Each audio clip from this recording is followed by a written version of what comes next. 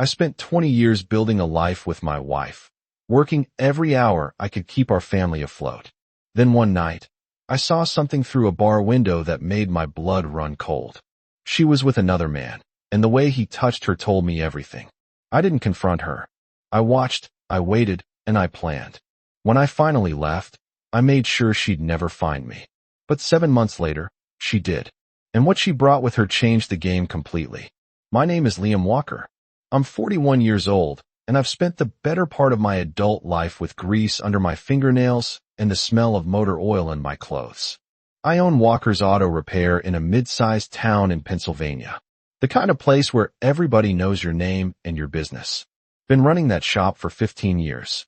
Built it from nothing with my own 2 hands, and a loan I'm still paying off. Chloe and I got married young. Both of us barely 21. Some folks said we were crazy, too young to know what we were doing. Maybe they were right, but back then it felt like the only thing that made sense. She was beautiful, sharp as a tack, and had this way of making you feel like you were the only person in the room. We had Ethan a year later. Then Olivia came along 14 months after that.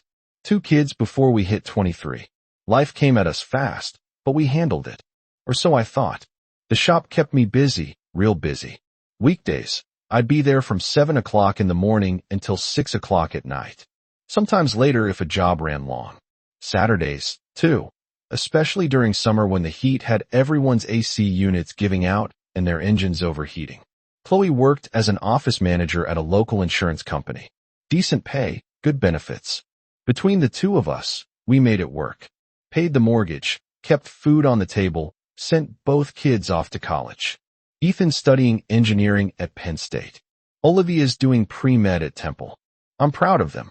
Worked myself to the bone to make sure they'd have opportunities one never had. Took out loans, worked extra jobs, said yes to every overtime hour that came my way. That's what a father does. You sacrifice, you provide. You make sure your kids don't have to struggle the way you did. But somewhere along the way, while I was busy being a provider, I stopped being a husband. Or maybe Chloe stopped being a wife. Hard to say which came first. All I know is that by the time I figured out what was happening, the damage was already done. The foundation had rotted out from under us. And I was the last one to smell the decay. It all started on a Wednesday evening in March. I remember because it was the day after Ethan's birthday, and we just sent him a care package with his favorite snacks and a check to help with books. I'd stayed late at the shop finishing up a restoration job on a '67 Chevy pickup. One of those projects you take on because you love the work, not because it pays well. When I finally locked up around 8:30, I was tired, hungry, and looking forward to a hot meal and maybe catching the end of the Sixers game. Instead, I got the beginning of the end of everything I thought I knew. I didn't go straight home that Wednesday night. Instead, I got a text from my buddy Mark, someone I'd known since high school.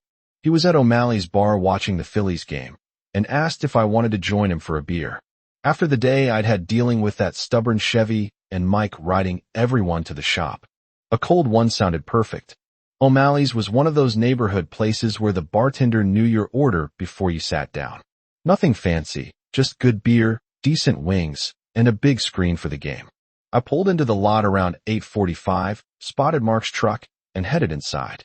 He was already at our usual spot, near the window. 2 beers waiting. We talked shop for a while, complained about work, joked about the Phillies' defense. Normal stuff, the kind of conversation that doesn't require much thinking, just 2 guys unwinding after a long day. Then I saw her. I was glancing out the window, just watching people walk by on the street when Chloe appeared on the sidewalk. My wife, dressed nice, hair done up in that way she only bothered with for special occasions. But she wasn't alone. A man walked beside her. Tall, decent build, wearing a dark coat. They weren't holding hands, weren't wrapped up in each other, but something about the way they moved together made my stomach tighten. Then he did it just for a second, casual as anything. He placed his hand on the small of her back as they turned the corner.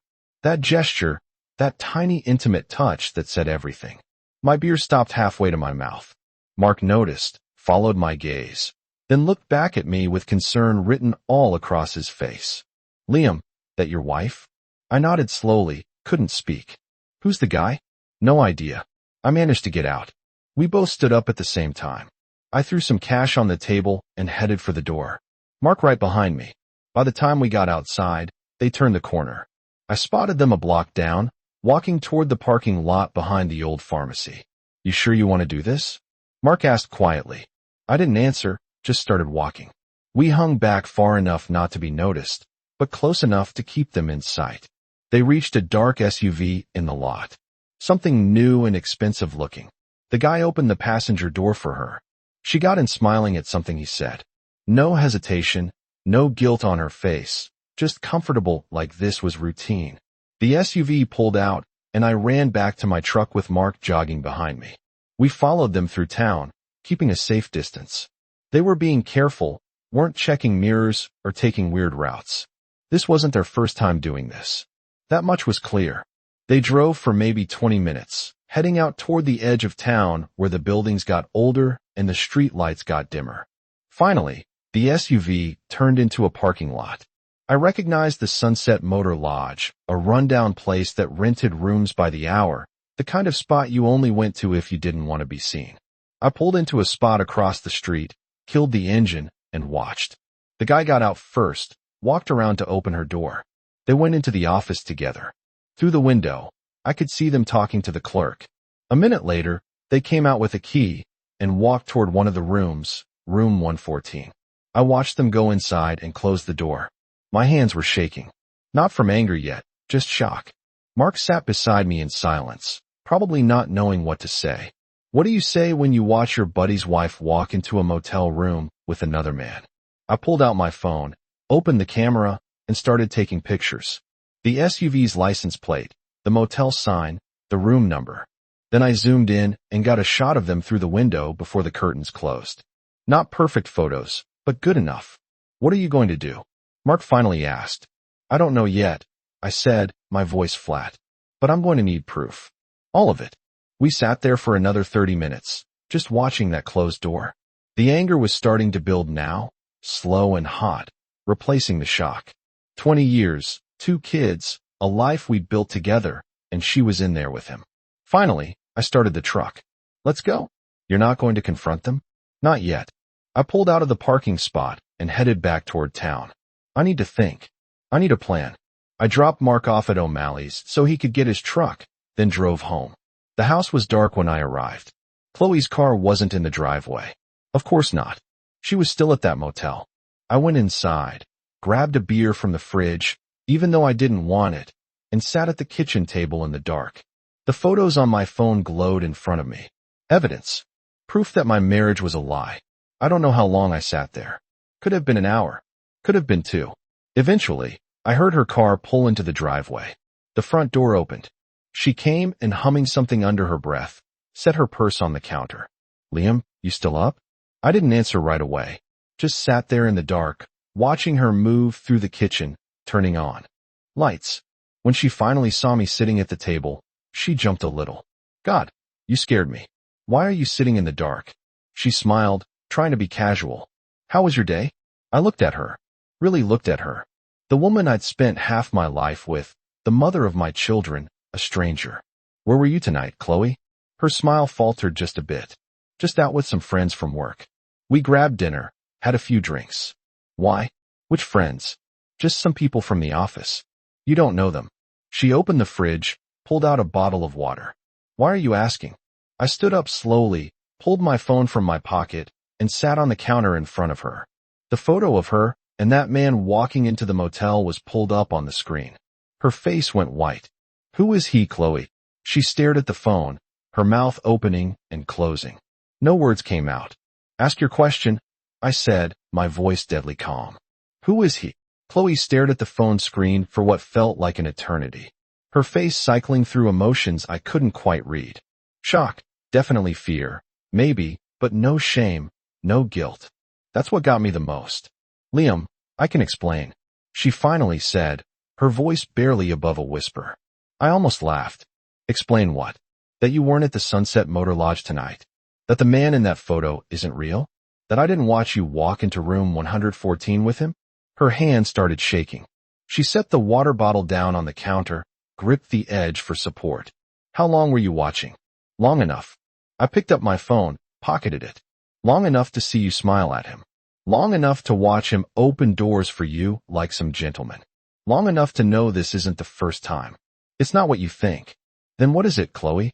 I kept my voice level controlled. I wasn't going to yell. Wasn't going to give her the satisfaction of seeing me break. Because from where I'm standing, it looks like you've been sneaking around behind my back. How long? She looked down at her feet. A few months. 5. Maybe 5 months. The words are like a punch to the gut, but I kept my face neutral. 5 months while I've been working my tail off at the shop.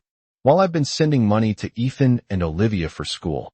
While I've been coming home exhausted every night. You've been with him. You never hear Liam. Some fire crept in her voice now. Defensive. When's the last time we had a real conversation? When's the last time you asked me about my day and actually listened to the answer? You're married to that shop, not to me. I was working, I said slowly, deliberately, each word measured. Working to pay for this house. Working to keep our kids in college. Working to keep us afloat. And you repay me by sleeping with some guy at a cheap motel. His name is Jason, she said quietly. Jason Vance. He's a claims adjuster. He comes to our office twice a month for meetings. I don't care what his name is. I moved closer, and she took a step back. I don't care what he does for a living. What I care about is that for 5 months, you've been lying to me. Every single day you looked me in the eye and lied. Tears started rolling down her cheeks. I didn't mean for it to happen. We started talking, and he just listened to me. He made me feel seen. Liam, when's the last time you made me feel that way? So this is my fault. The words came out sharper than I intended. I were too much. So, that gives you permission to cheat. That's not what I'm saying. Then what are you saying? I grabbed my phone again, pulled up another photo. This one showed her and Jason in the parking lot of her office building, his arm around her waist, because these pictures tell me everything I need to know. You're comfortable with him. This is routine for you. She looked at the photo and fresh tears spilled over. I'm sorry. I'm so sorry, Liam. I made a mistake. A mistake is forgetting to buy milk at the store, Chloe. A mistake is being 5 minutes late. This I gesture the phone. This is a choice. You chose him over me. Over us. Over 20 years of marriage. Please, she whispered. Please. Can we just talk about this? Can we try to work through it? I looked at her. This woman I'd spent half my life with, and felt nothing. No love. No anger. Just a cold, hollow emptiness where my heart used to be. No, I said quietly. We can't work through this. You destroyed that possibility the moment you walked into that motel room with him. I headed toward the stairs. I need to think. You're sleeping in the guest room tonight. Tomorrow we figure out what comes next. Liam, wait. Guest room, Chloe. Now she opened her mouth to argue, but something in my expression stopped her. She grabbed her phone from the counter and walked toward the guest room, shoulders shaking with silent sobs. I went upstairs to our bedroom, closed the door, and sat on the edge of the bed. The photos on my phone glowed in the darkness. Evidence of betrayal. Proof that everything I believed in was a lie. I didn't sleep that night. Just sat there thinking about the next 20 years of my life and how different they were going to look from the last 20. By the time the sun came up, I knew what I had to do. I took the next day off work, called my foreman, Alex, and told him I had a family emergency. He'd been with me since I opened the shop, knew better than to ask questions, said he'd handle things, and hung up. I spent that morning sitting in my truck in the parking lot of a McDonald's 3 blocks from my house, nursing a coffee and trying to think straight. Everything I thought I knew had been turned upside down in the span of 24 hours. My marriage was a lie. The woman I trusted implicitly had been betraying me for months, and I had no idea what to do next. That's when I remembered something. A guy I knew from high school, Ryan Black. We played football together, ran in the same circles. After graduation, he'd gone into private investigation work, divorce cases, mostly background checks, surveillance, the kind of work that required discretion and a willingness to see people at their worst. I pulled up his website on my phone. Black Investigations, Professional, Confidential Service. I dialed the number. Ryan answered on the second ring. Black Investigations. Ryan, it's Liam Walker from school. Walker. His voice warmed immediately. Man, it's been years. How you been? Been better, I admitted. Listen, I need your help. Professional help. The warmth faded, replaced by business-like efficiency. What's going on? I told him. Not everything, just enough. He listened without interrupting, then gave a low whistle when I finished. Sorry to hear that, man. That's rough. He paused. You want to know how deep this goes? Yeah, I need to know everything. How long? How often? Where they meet? If there's money involved? All of it. I can do that. It'll take maybe a week, 2 at most. I'll need some information from you. Photos of your wife, her schedule, the guy's name, and workplace. Jason Vance, claims adjuster, works for the same insurance company as her. I can get you everything else. Good. Email it to me. I'll start Monday. What's this going to cost me? He quoted a number that made me wheeze, but I didn't argue. Information like this was worth every penny. Do it. Whatever you find, I need to know. You got it. And Liam, I'm sorry, brother. Nobody deserves this. I hung up and sat there in that parking lot watching people come and go.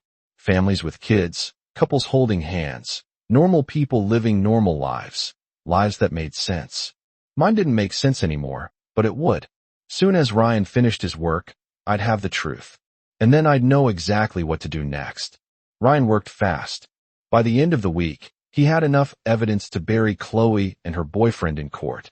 He met me at a diner on the outskirts of town, slid a manila folder across the table, and ordered us both coffee. You're not going to like this, he said. I opened the folder. Inside were photos, dozens of them. Chloe and Jason Vance, walking in a hotel together, sitting close at restaurants, his hand on hers. One picture showed them kissing in the parking lot or office building. Broad daylight, not even trying to hide it. But that wasn't the worst part. Check the bank statements, Ryan said quietly. I flipped through until I found them. There were charges I'd never seen before on our joint credit card, jewelry purchases, expensive dinners, even a weekend trip to Atlantic City that Chloe had told me was a work conference. Thousands of dollars, money we should have been saving for Ethan and Olivia's tuition spent on her affair. She's been pulling cash advances, too, Ryan added. Small amounts. Nothing that would trigger alerts, but it adds up. I'm estimating she's funneled close to $8,000 over the last 5 months. $8,000. Money I'd earned breaking my back at that shop. Money that should have gone to our kids' education. I felt sick. There's more, Ryan said. He pulled out another set of documents. I did some digging on Vance. Turns out this isn't his first rodeo. He's been divorced twice already. Both times because of infidelity. Your wife knew what she was getting into. I closed the folder, pushed it away. That's enough. You want to keep digging? No, this is plenty. I looked at Ryan. Thanks, man. I owe you. Just take care of yourself, Liam. He stood, dropped a 20 on the table for the coffee, and get yourself a good lawyer. That afternoon, I went to see Ben Carter, a divorce attorney with a reputation for playing hardball. He looked through Ryan's folder, made a few notes, and leaned back in his chair. This is solid evidence, he said. With this, we can push for a favorable settlement. She won't have much ground to stand on. I want the shop protected, I told him. That business is everything to me. I built it from nothing. We'll make sure it stays yours. What about the house? She can have it. I don't want anything that reminds me of her. Ben nodded, making more notes. What about your kids? They're adults, so custody isn't an issue, but they should know what's happening. That was the part I've been dreading. Telling Ethan and Olivia that their mother had destroyed our family, but they deserve the truth. I'll tell them this weekend, I said. They're both coming home for spring break. Good. Keep me updated. Ben handed me a business card. And Liam, don't do anything stupid. No confrontations, no threats. Let me handle this through the proper channels. I nodded, but part of me wanted to drive straight to Chloe's office and drag Jason Vance out by his collar. Instead, I went home, packed a bag, and checked into a motel across town. I was done living under the same roof as a liar. Spring break arrived, and with it came my kids. Ethan got home first, pulling into the driveway in his beat-up Honda on a Friday afternoon. Olivia's train came in that evening. I picked her up at the station, and we drove to a restaurant downtown, neutral territory, where we could talk. They sat across from me in the booth, both of them looking confused and worried. Ethan folded his hands on the table. Olivia fidgeted with her napkin. Dad, what's going on? Ethan asked. Mom's been calling us nonstop, but she won't say why. I took a breath. No easy way to do this. Your mother and I are getting divorced. She's been having an affair with a man from her work for the past 5 months. Olivia's hand went to her mouth. Ethan's jaw tightened. I found out 2 weeks ago, I continued. I've hired a lawyer, gathered evidence, and filed for divorce. The paperwork's already been served. Oh my God, Olivia whispered. Dad, I'm so sorry. Who is he? Ethan's voice was ice. His name's Jason Vance, claims adjuster at her company. But that doesn't matter. What matters is that I'm handling it. And I need you both to know that this isn't your fault. None of this is your fault. Ethan shook his head slowly. I can't believe she'd do this to you. To us. She made her choice, I said. Now I'm making mine. I'm leaving kids. Not just the house. I'm leaving town. They both stared at me. What do you mean? Olivia asked. I've got a buddy in Montana who runs a restoration shop out there. He's been asking me to come work with him for years. I'm taking him up on it. I can't. Stay here. Not with all these reminders. When? Ethan asked. 2 weeks. I'm tying up loose ends with the business, selling my share to Alex. He's been wanting to buy me out anyway. Olivia started crying. But we won't see you. You'll see me plenty. You can visit during breaks, summers, and I'll come back for important things, graduations, weddings, all that. But I need distance from her. We talked for another hour. By the end, they understood. They didn't like it, but they understood. Ethan even said he'd help me pack. The next 2 weeks were a blur. I sold my stake in Walker's Auto Repair to Alex for a fair price enough to start fresh out west. Closed out bank accounts, transferred assets, made sure everything was documented and legal, packed what I wanted to keep and donated the rest. Chloe tried to stop me. Showed up at the shop one afternoon begging me to reconsider. Liam, please. We can fix this. I'll end it with Jason. I'll do whatever it takes. I didn't even look up from the transmission. I was rebuilding. Too late for that. Our kids need you here. Our kids are adults. They'll be fine. I need you here, she said, her voice breaking. That made me stop. I straightened up, wiped my hands on a rag, and looked at her. You needed Jason Vance. You got him. Now live with that choice. She left in tears. On my last day, I loaded everything in my truck, hugged my kids goodbye, and hit the road before dawn. Didn't leave a note for Chloe. Didn't say goodbye. Just disappeared like I'd never been there at all. Montana was nothing like Pennsylvania. Wide open spaces, mountains in the distance. Air so clean it almost hurt to breathe. My buddy Sam ran his restoration shop outside Billings, specializing in classic trucks and farm equipment. The work was good, honest, and kept my hands busy enough that I didn't have time to think about what I left behind.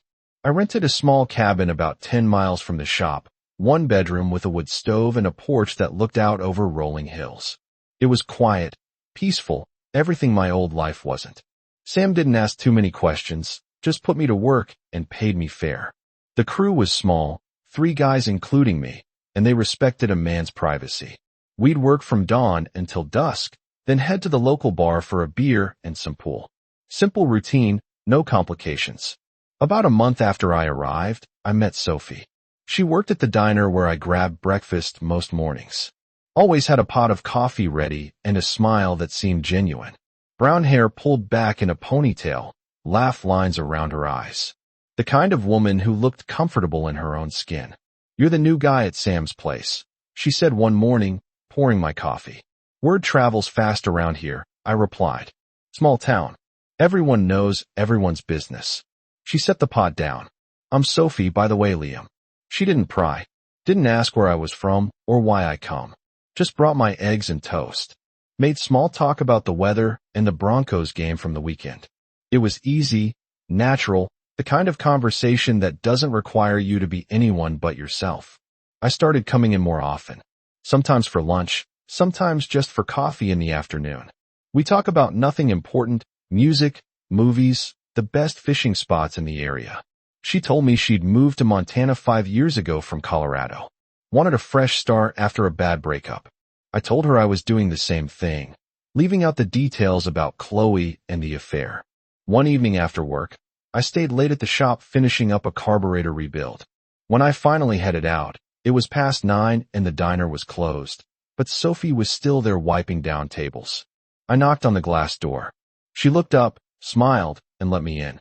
Kitchen's closed, she said, but I can make you a sandwich if you're hungry. Just want to say hi. I admitted, maybe see if you want to grab a drink sometime. She studied me for a moment, then nodded. I'd like that. We went out that Saturday. Nothing fancy, just a local bar, couple of beers, some conversation. She told me about her family back in Colorado, her dream of opening her own restaurant someday. I told her about Ethan and Olivia, about the shop I'd built and sold, about starting over. You seem like a man who's running from something, she said, not unkindly. Maybe, or running towards something better. She smiled at that. I like that answer. By the time summer rolled around, Sophie and I were spending most of our free time together. Nothing rushed, nothing forced, just two people who'd been through the ringer, finding comfort in each other's company. For the first time in months, I felt like I could breathe again. 7 months after I left Pennsylvania, my phone rang. Unknown number. I almost didn't answer, but something made me pick up. Liam, the voice was familiar, but not one I wanted to hear. Ethan, what's wrong? My son sounded tired. Dad, Mom's been looking for you. She hired a private investigator. I think she found out where you are. My stomach dropped. How did she? She called Olivia crying, saying she needed to talk to you. Olivia didn't tell her anything, but Mom's been making calls, checking with your old contacts. It's only a matter of time. I sat down on the porch steps, ran a hand through my hair. All right, thanks for the heads up, son. Dad, she's desperate. I don't know what she wants, but be careful. We hung up. I sat there for a long time, watching the sunset over the mountains, feeling that old familiar not return to my gut. I'd known this day would come eventually.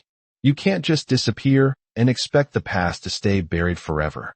2 days later, she showed up.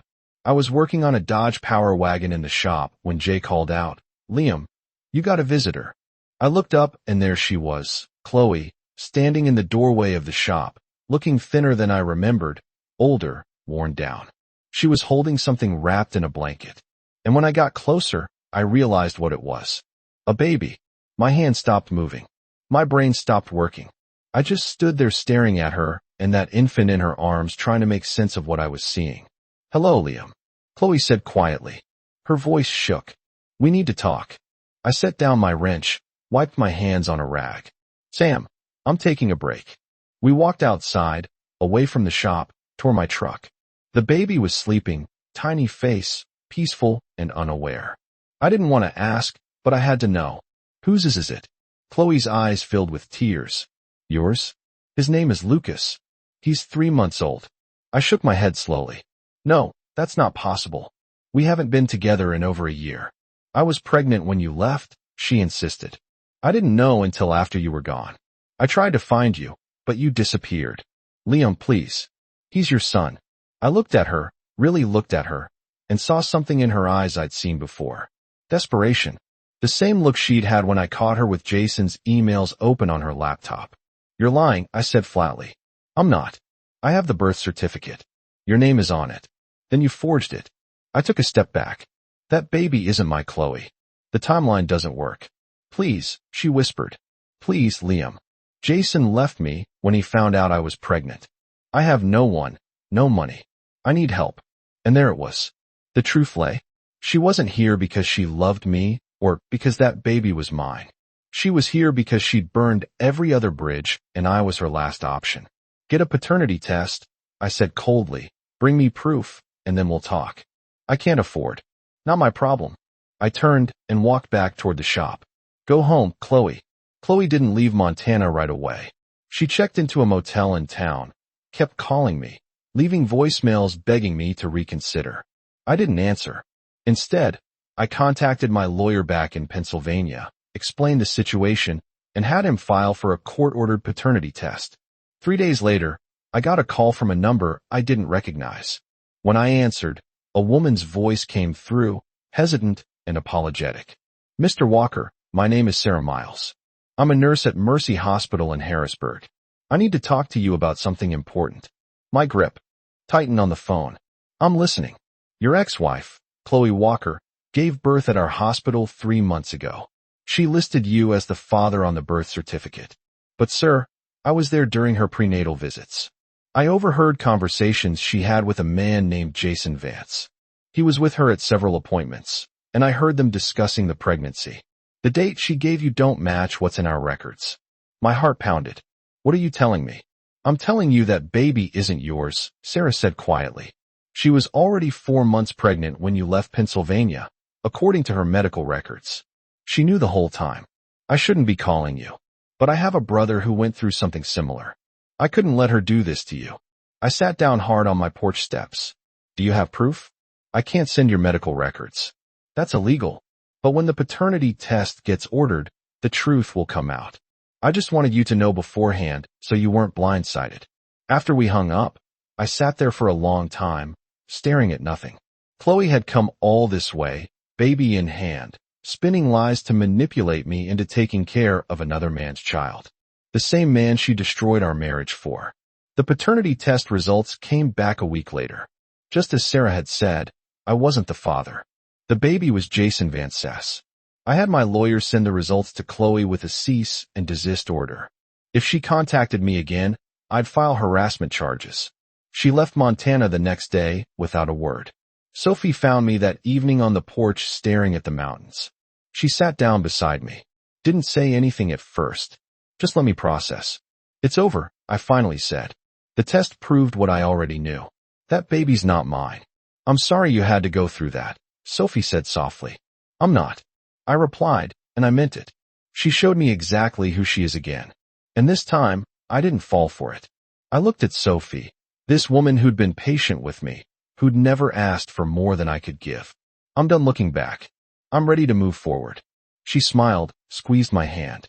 Good, because I'm not going anywhere. Ethan called that night. He'd heard about Chloe's scheme from Olivia, who'd gotten wind of it through some mutual friends back home. Dad, I'm sorry, Ethan said. I can't believe she tried to pull that. It's not your fault, son. Your mother made her choices. Now she's living with him. Olivia wants to come visit for Thanksgiving. We both do. If that's okay. I felt my chest tighten, but in a good way. I'd like that. I like that a lot. And Dad, I'm proud of you for walking away, for standing your ground. You taught us what a man's supposed to do when the world tries to break him. After we hung up, I sat on that porch with Sophie beside me and felt something I hadn't felt in over a year. Peace. Real honest peace.